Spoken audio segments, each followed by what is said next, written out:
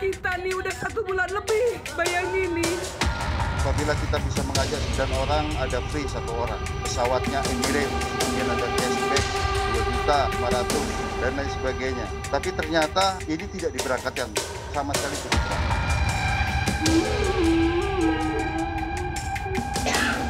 Bahkan ada yang meninggal ya Bu ya menghadapi masalah ini. Iya, depresi ya. Depresi, jual rumah, cek-cek apa itu jual rumah semua. Sedih, saya aja sedih. Yang ini kan bukan nipu sekali aja, udah sering berkali-kali nipu.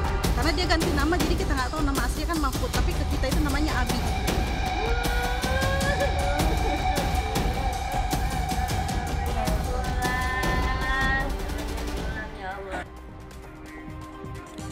Saudara, kasus penipuan travel umroh kembali terjadi.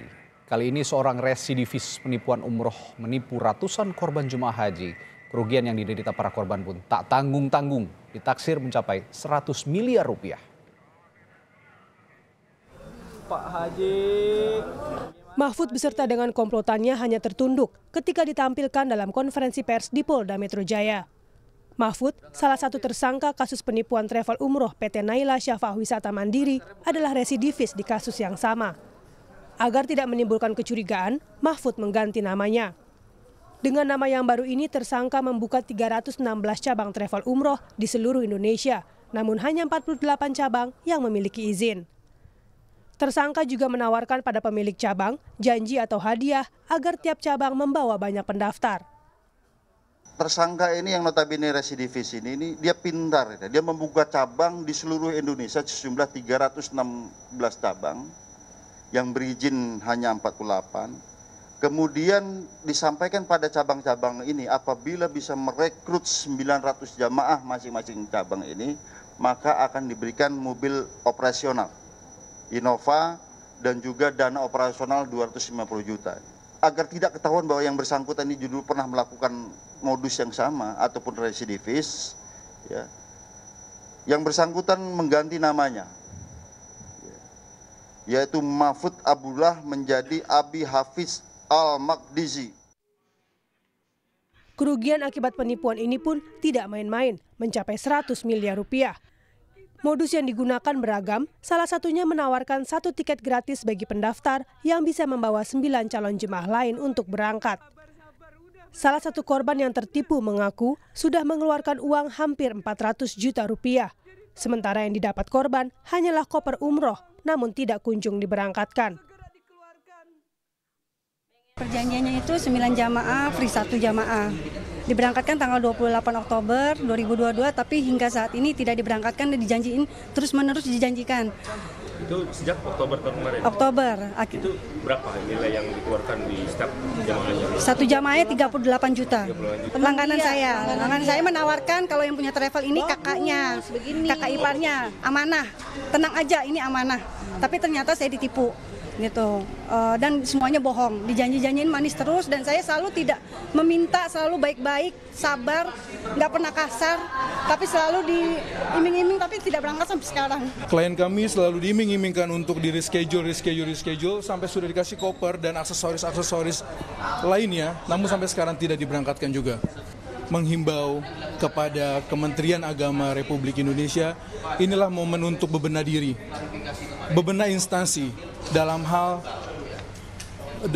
pendaftaran penyelenggara umroh diperketat, seleksinya persyaratan-persyaratannya diperkuat, dan pengawasannya juga diperkuat. Kasus ini kini ditangani Polda Metro Jaya. Polisi kini mendalami adanya modus lain yang dilakukan pelaku, termasuk mengungkap aliran uang dan memeriksa maskapai penerbangan yang diduga bekerja sama untuk pengadaan tiket yang ternyata sudah tidak bisa digunakan. Tim Liputan, Kompas TV. Lalu bagaimana proses penyelidikan yang kini tengah berlangsung? Kita akan tanyakan jurnalis Kompas TV Valentina Sitorus yang saat ini berada di Polda Metro Jaya. Val, selain mengiming-imingi korban dengan tiket gratis, polisi juga menyelidiki modus lain yang dilakukan tersangka. Nah, apa saja temuan penyidik soal modus penipuan pelaku ini yang saat ini sudah berlangsung penyidikannya di Polda Metro Jaya? Iya, Radi dan juga saudara, sebenarnya ada 3 modus penipuan dari penyelenggara travel agent dari PT Naila Syafa'ah Wisata Mandiri kepada ratusan jemaah yang kemudian sudah mendaftarkan diri di situ. 3 modus itu diantaranya selain adanya memberikan tiket gratis 1, beli 9 gratis 1 kepada jemaah begitu ya. Ada juga cashback senilai Rp2.500.000 jika mereka bisa mengajak 9 orang yang mengikuti ataupun yang mendaftar pada PT Naila ini. Kemudian memberikan paket tur religi selama 15 hari di Dubai dengan harga kisaran di antara 30 sampai 38 juta rupiah yang termasuk juga sudah ibadah umroh di dalamnya. Dan yang modus paling baru yang saat ini juga masih didalami oleh tim penyidik begitu ya, ini ada penghidupan kembali tiket penerbangan pesawat yang sebelumnya telah hangus dengan menambahkan sejumlah uang. Nah, teknisnya ini para jemaah yang mendaftarkan ini diminta untuk membayar pajak atau teks senilai Rp2.500.000 sebagai cara untuk bisa mengaktifkan kembali tiket pesawat yang sebelumnya telah hangus. Sehingga dengan modus yang dinilai baru ini, penyidik ini akan memanggil salah satu pihak maskapai yang diduga bekerja sama atau terlibat dalam kasus ini.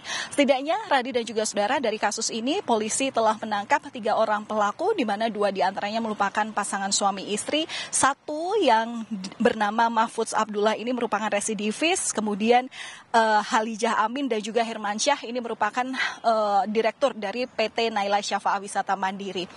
Ketiganya ini dikenakan termasuk juga pasal berat begitu ya, lantaran salah satu diantaranya merupakan residivis ini dengan pasal 126 terkait dengan Undang-Undang Nomor 8 Tahun 2019 tentang Undang-Undang Penyelenggaraan Haji dan Umroh, kemudian Undang-Undang Nomor 11 Tahun 2020 tentang Undang-Undang Cipta Kerja, dan yang terakhir utamanya khusus kepada Mahfudz Abdullah ini akan dikenakan pasal KUHP nomor atau pasal 486 KUHP tentang perulangan tindak pidana yang mana ia merupakan residivis dan dikenakan pidana penjara maksimal 10 tahun dan denda maksimal 10 miliar rupiah. Radi. Ya.